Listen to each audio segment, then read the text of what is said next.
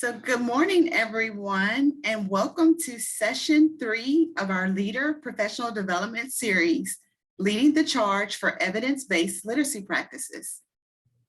Session 3 is going to focus on foundational literacy implementation grounded in the science of reading. Where are you, where you are, and where do you want to go? Here, quickly, we're just going to go over our Zoom meeting preparations for today's meeting. Just remember to keep your computers and phones muted to minimize any background noise that may occur.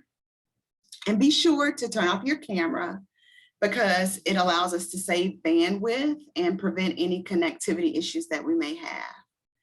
And as usual, if you have any questions, you can submit those questions into the chat, and myself or one of our literacy team members will answer those questions for you.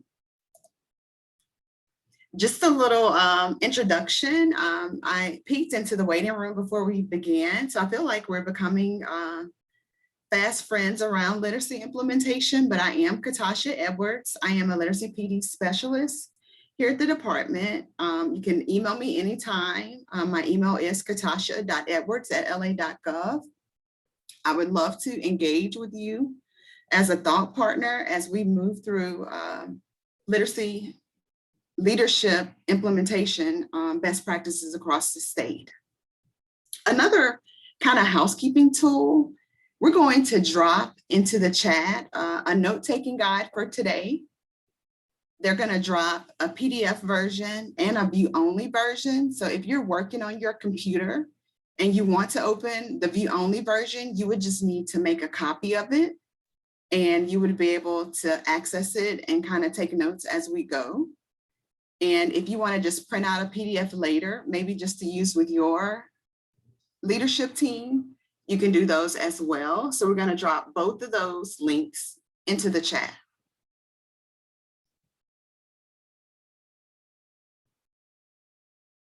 And we always begin with our literacy division mission. So we believe that all students will have improved literacy outcomes through high quality instruction and interactions by an effective teacher supported by leaders and families. And our department priority is to provide the highest quality teaching and learning environment from birth through graduation. And of course, our focus area is literacy. So we're going to get ready to do a recap of session 1 and jump into session 2 and jump into session 3. But before we do that, I do want to thank each of our leaders for joining us today. I know that several of you have been joining the teacher sessions as well. So we really appreciate your time and your partnering with us as we delve into literacy implementation. So here's a quick session recap. In our last session, we thought about the why behind foundational literacy instructional practices for a little bit, but the majority of our last session, we really looked at the 4 levers that support effective literacy instruction. And these buckets or our pillars will be used to drive the remaining sessions that we have planned for our leadership series. And they are establishing literacy goals, explicit instruction, interventions and extensions, ongoing professional development, and family literacy engagement. So today's focus, we're going to do a pulse check. We're going to pause and we're going to assess where leaders are in supporting the implementation of evidence-based literacy instruction. We want you to evaluate your current literacy processes. And then we want you to kind of think of, like, what are some quick wins that you can implement at your school or district level to move literacy instruction forward? So here we are. We begin with our 4 pillars, which are the foundation for literacy implementation. And linked here, you'll see our literacy implementation for leaders PDF document and our literacy implementation for teachers document. And those documents are good documents for you to share with leaders and teachers in your district that are centered on effective practices and action items assigned to these 4 pillars. For the purpose of today, and you can see on your planning document, we're going to use the school system literacy roadmap as our driving tool. Now, this tool will help us with setting and progress monitoring goals, and it has look-fors for April, May, summer, August, September, and October. But for the purpose of today, we're going to look at those action items centered around summer, August, and September. Because as I stated before, I'm sure that each of you guys are in, it's game time. You know, we're in the planning stage to prep for the beginning of the school year. So this school systems literacy roadmap, I'll open it for you. And it is in the literacy library so that you can access it later, and you can see where they have action items assigned for each of the months, beginning in April, taking you through summer, all the way through October. But for the purpose of today, we're going to look at those action items that are for summer, August, and September, aligned to each of the pillars. So our first pillar and our first area of implementation recommendations that we're going to review are our literacy goals. Now, during summer, and I think this really was an action that was earlier, maybe in April, but I think it's really important that during summer we've established our literacy teams, that we've reviewed the early literacy screener end of year data from last year, and that we've begun to build out those local literacy plans, whether we are a district level leader or a school level leader. We've begun to build out those plans. So we're not going to click on the link for this document today, because actually next Thursday, we're going to look at setting literacy goals, and we're going to look a little bit closer at those local literacy plans. In the month of August, you're going to administer your literacy screener, and you're going to communicate those local literacy plans to stakeholders.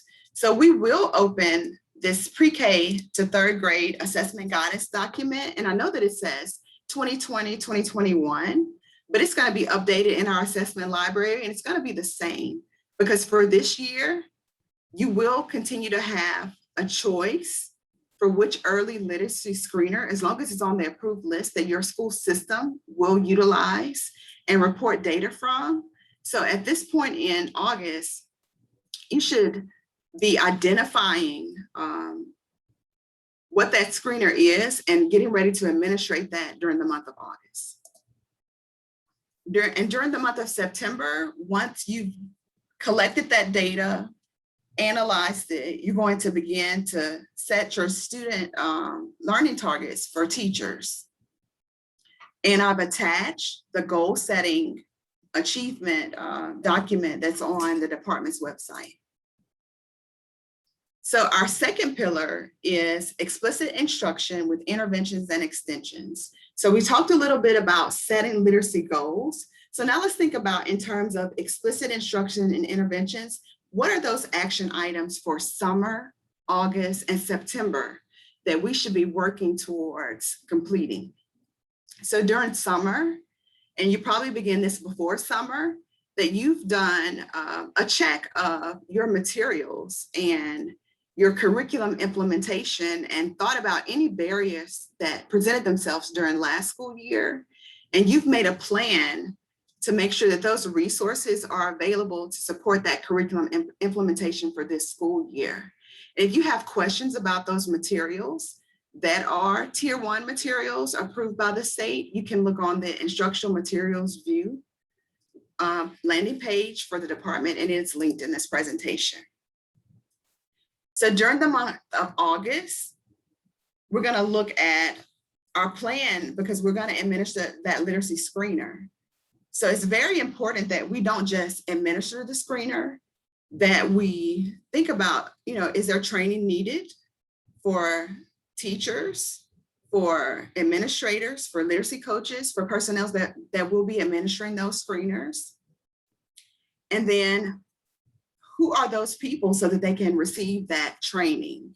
And then beyond that, especially in the area of explicit instruction with interventions and extensions, how are we going to use that data to begin to form those intervention groups for our students?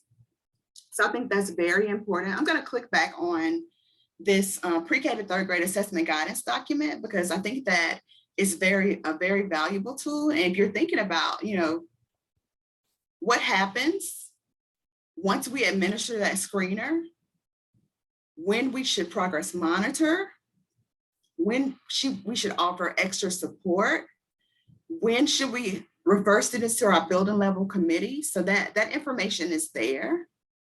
And also in our areas that we're measuring with foundational literacy skills, if a student scores below level, then what we should teach in all these areas. You see first time fluency, word fluency, and oral reading fluency. So I think this is a valuable tool to share with your leadership team and your teachers as they begin to plan those interventions based on those literacy screeners. Also, during the month of August, it's really important that you share this literacy classroom practices document with your staff. I'm gonna go back. I went too far, my mouse is going crazy.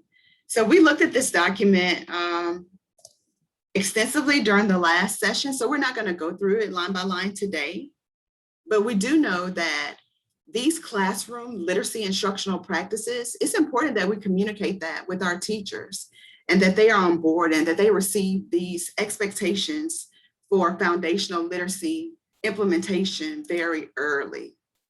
So you're going to share that during the month of August. Also, you can see August is very busy around this area. You got to look at your goals for curriculum implementation, your pacing guides, your timelines, and make sure that that information is available. And you're also going to look at your literacy block schedule again. And I've linked that document. We looked at that during the last session as well, to make sure that your literacy blocks are aligned to supporting effective literacy practices. And then you're going to use that data to begin to create those intervention groups. And if you want to talk a little bit more about interventions, we do have a session on effective interventions a little bit later during this series. But I did click on the K-2 intervention guidance documents, and all these documents, I think I said it, but I just want to make sure they're linked in our literacy library and they're available. So this is a great document, as you begin to dig into that literacy screening data to make sure that you're scheduling and making those interventions based on the skills that were assessed during the screeners. And there are also some recommendations in this document for creating groups and how to target those small groups. So this is going to be really important as you do your planning for August. I would definitely include that in my back to school planning. Now, during September, you're going to analyze that literacy screening data. And just like we looked at the pre-K assessment guidance document, it gives you some look fors with your screening data. And then you're going to conduct any additional screeners that may need to be given for students at risk. We know that there's some updated guidance to our bulletin 1903 related to dyslexia screening and processes. So I've linked that document for you. You can search dyslexia within that document to see what those requirements are for each LEA. And as a department, we're going to be releasing some additional guidance around dyslexia screening very, very soon. So all throughout September, we're going to continue to progress monitor, and we're going to adjust those intervention groups as necessary. So the next pillar is our ongoing professional growth and recommendations around that. And we've looked at those effective literacy implementation for leaders and teachers. We're going to make sure that during the summer that we train all of our leaders on those documents. And also during summer, you're going to identify your K-2 literacy content leaders and the vendors that your school system will select. So I've attached for you the approved mentor and content leader providers, because we know that all of our CIR schools are required to have at least one participant in those K-2 content leader trainings. And then you're gonna just flesh out those calendars for professional development during summer. You're gonna meet with your literacy team. If you have coaches, you're gonna meet with your coaches, your instructional coaches, your mentors, and you guys are really gonna sit down and develop your plans to model, practice, and provide feedback on effective literacy instruction practices. So that was ongoing professional development for summer, and we're summer now. So during the month of August, you're gonna train your teachers on those implementation pillars, and you're gonna train them on the classroom instructional practices. Now, if you have early childhood sites or class pilot participants, you're gonna train your staff to look at the linkages between the curriculum that they're using and the class assessment tool to make sure that they're supporting children's language development. In the month of September, you're going to continue, because we know that with anything that we start, we can't introduce our classroom instructional practices during summer and forget about them. That's going to be an ongoing part of your professional development throughout the year. So in September, you're going to have some data, some walkthrough data. You're going to be able to go back and into your PLCs and look at those instructional practices. And you're going to have some student work and be able to really think about how students are progressing based on those instructional practices. So the last pillar that we're going to look at and implementation recommendations are our family literacy engagement pillar. You're going to think about your past family literacy engagement strategies, and you're going to really develop your family literacy engagement plan for this year. And I would advise you engaging your literacy team, your community stakeholders, if you have PTA, PTO, your PTO, to have all stakeholders at the table as you carve out your family literacy engagement plan for the year. And that document is linked for you as well. So then during August, once you've developed that plan, you're going to have an initial PD for your families. Typically, school systems do this during their back to school nights or your open houses to make sure that you are engaging your families in dialogue about effective literacy practices and activities to engage them at home. Also on the literacy roadmap, they highlight in the month of September that you would have a literacy focus of the month for each month. And the September highlighted literacy focus was Hispanic Heritage Month. One important thing to remember as you are gathering all the communication for your families, as often as possible, be sure to communicate with families in their native language. So I know that Google Translate is a great resource that you may want to utilize when you are creating flyers or call outs or website information for your families. So we're going to go back to our planning tool and our literacy roadmap, but I really wanted to spend a few minutes during each session to make sure that as leaders that we continue to grow and develop along the science of reading. So our science of reading spotlight today, we're going to look at that word recognition component and those strands associated with it. But specifically, we're going to look at using and implementing sound walls to support sight recognition and spelling. Because during our last session, there was a lot of interest on sound walls and the importance of sound walls. And we're also going to look at resources to support phonics instruction. Because as a leader, I know that during this time, you're identifying resources that can support teachers and resources that you could possibly purchase. So we're going to look at a couple resources that could support the phonics instruction in your district or in your school building. So sound walls, we're going to talk a little bit about sound walls. So we know that sound walls support students with those tricky words. They also support students in retaining and learning to read unfamiliar words. A sound wall does the work of matching your speech or the phonemes to the graphemes that represent those sounds. When we listen for the phoneme in a word, we can use a sound wall to identify the ways to spell the sounds. Another key thing about sound walls, you'll often see pictures of students' mouths next to each sound when you see sound walls displayed in classrooms and in schools. This helps to cue students as to what they need to do with their tongue and their mouth when they're producing a sound.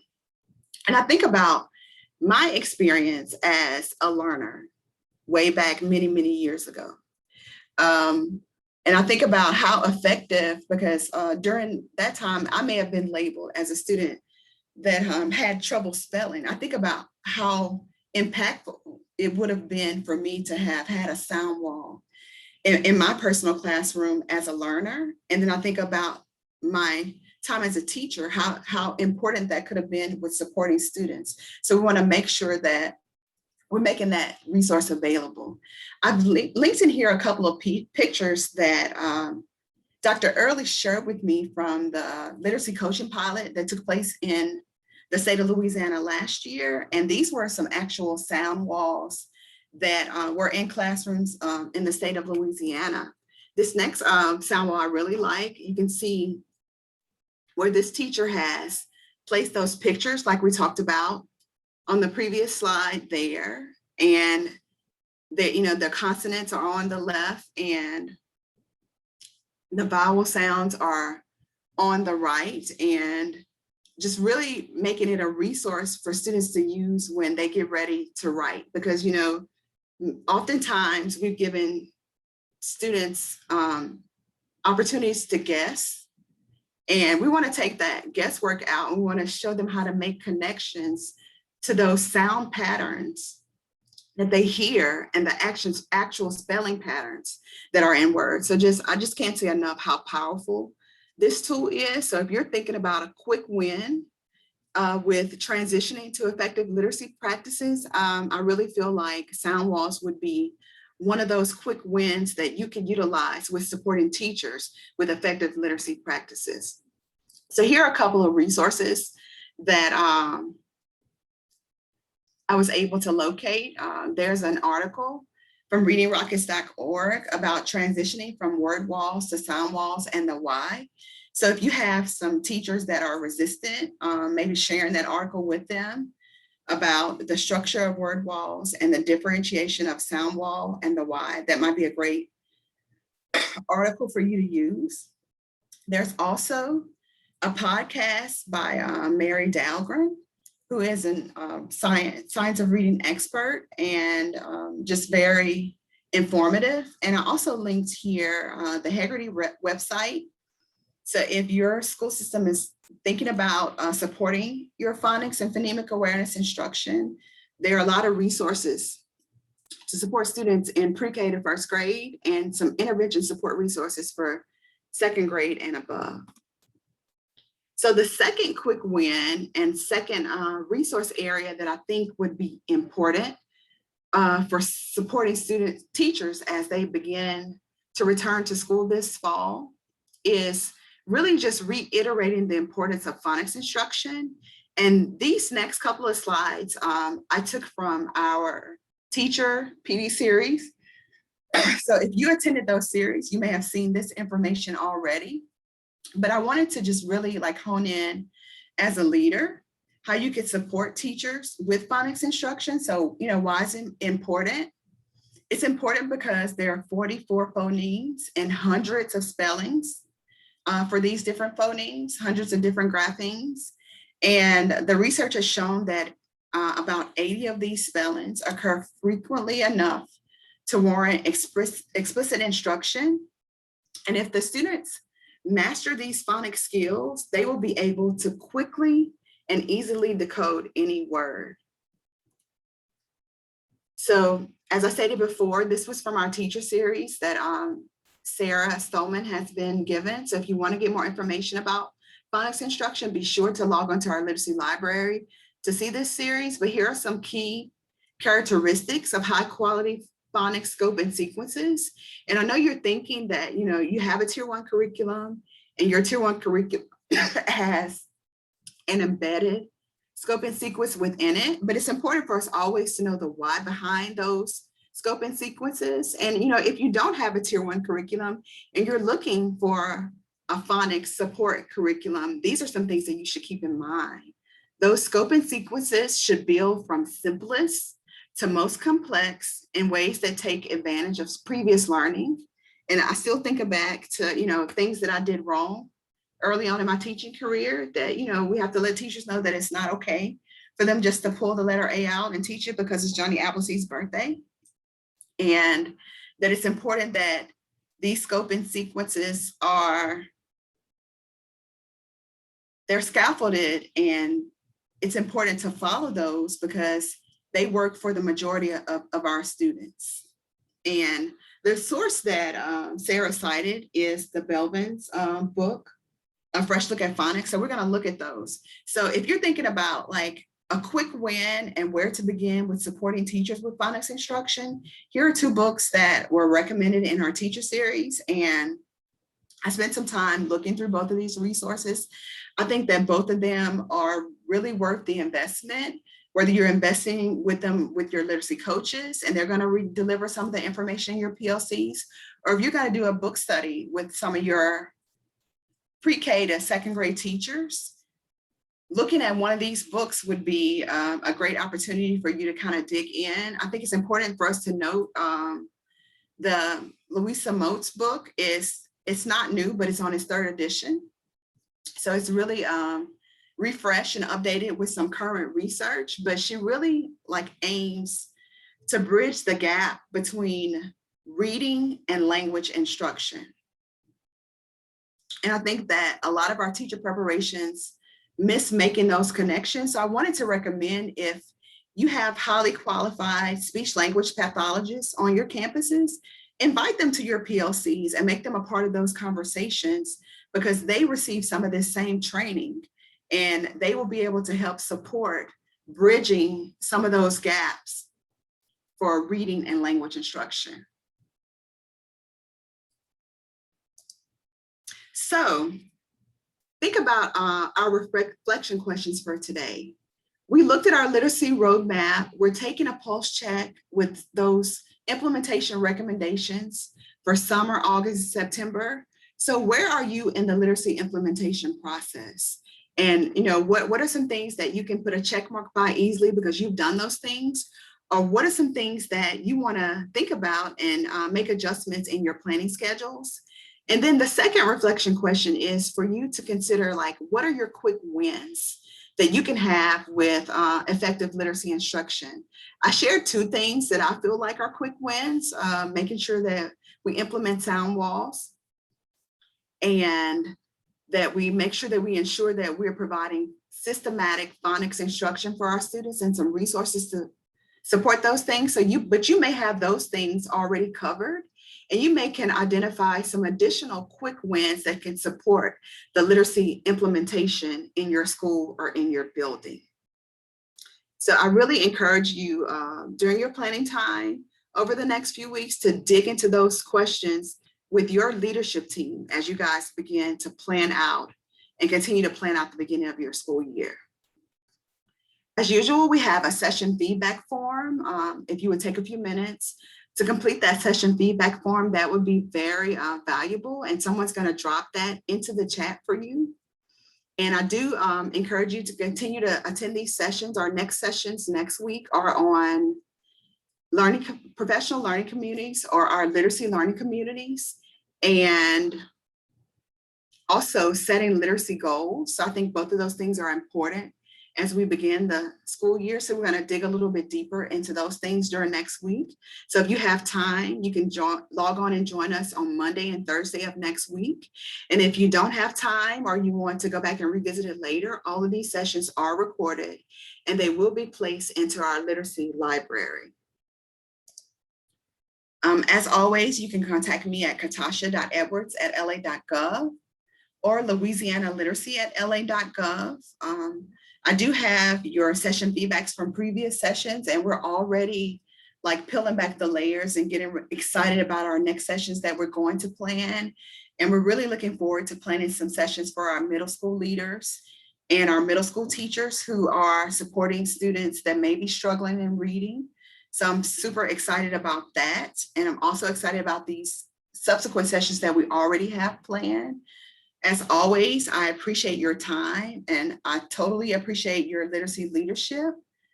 Thank you for joining us today and have a great rest of your Thursday.